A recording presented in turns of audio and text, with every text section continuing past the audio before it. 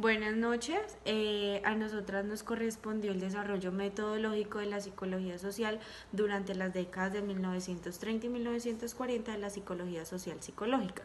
Mi grupo está conformado por Brigitte Pareja y quien les habla Gina Martínez.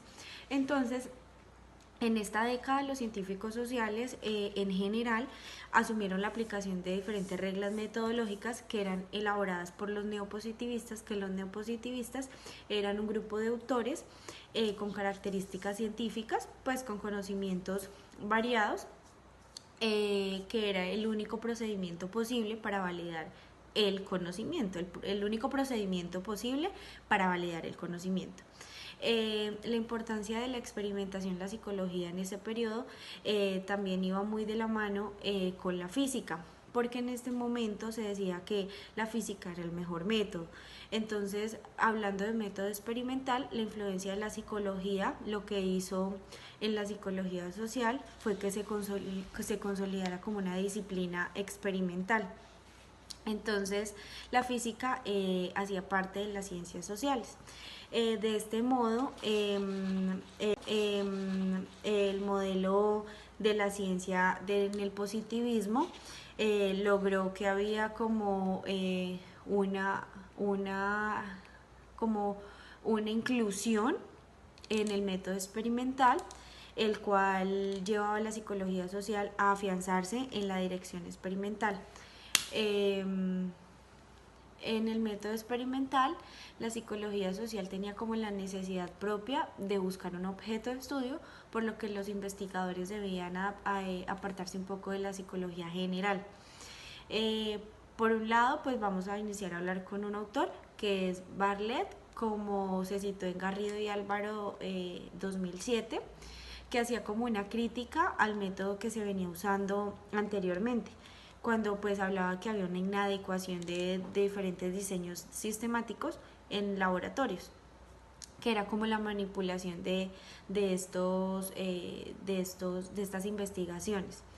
En este método, la psicología en diferentes grupos de personas donde como que elaboraban de forma programada y de forma como muy autónoma también el desempeño que iban teniendo las personas frente a algunas situaciones. Entonces, evitaban de que estas investigaciones fueran de forma artificial, o sea, que fueran como, digamos, entre comillas, falsas, para poder elaborar algo que fuera real, algo que fuera como realidad y estuviera anclado a un procedimiento normal en un espacio natural.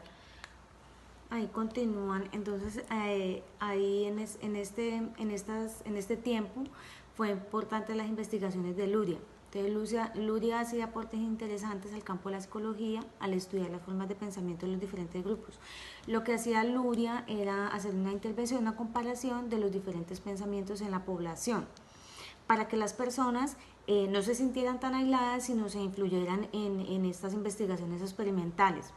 Luria lo que intentaba exaltar en estas investigaciones era que todas las observaciones que se dieran en las poblaciones y en los diferentes contextos se dieran de forma natural, que no fueran manipuladas y que no fueran alteradas las variables que se podían presentar en estos individuos cuando estaban todas las observaciones que se dieran en las poblaciones y en los diferentes contextos se dieran de forma natural, que no fueran manipuladas y que no fueran alteradas las variables que se podían presentar en estos individuos cuando estaban expuestos a hacer estas experimentaciones que ellos querían hacer. La convicción de Luria era que el experimento no debía introducir artificialidad en la situación que estaba investigando. Lo llevó a adoptar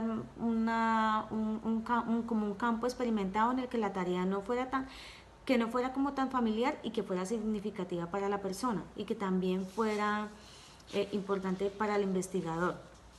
En esta etapa también Luria decía que era importante que el observador no se enfocara como en describir los datos, sino en que todo se diera de manera natural, ¿sí? Que los participantes actuaran de manera natural y que esto... entonces, según Garrido y Álvaro, decían que el hecho de que las mediciones pudieran medirse entre los psicólogos sociales, que la sensación de la disciplina iba a comenzar a adquirir como un verdadero estatus científico, o sea, que iba a empezar a tener una gran importancia, pues que dejaba de ser algo abstracto y que se podía empezar a clasificar de cierto modo, incluyendo esas estadísticas de investigación que ellos estaban realizando. Más adelante hablaban de la escala tipo Likert, que esta era la que permitía saber el grado de conformidad de los enunciados. Entonces decía que era o más, de lo más positivo a lo más negativo. Y hablaban también de la de Thurston, que era como si estaba totalmente de acuerdo o totalmente en desacuerdo. Además, la sociología aporta la encuesta a la psicología social para el estudio cuantitativo. Entonces, ¿qué era lo que hacían estas pruebas? Medir cuantitativamente los comportamientos de las personas mediante o dentro de un entorno social.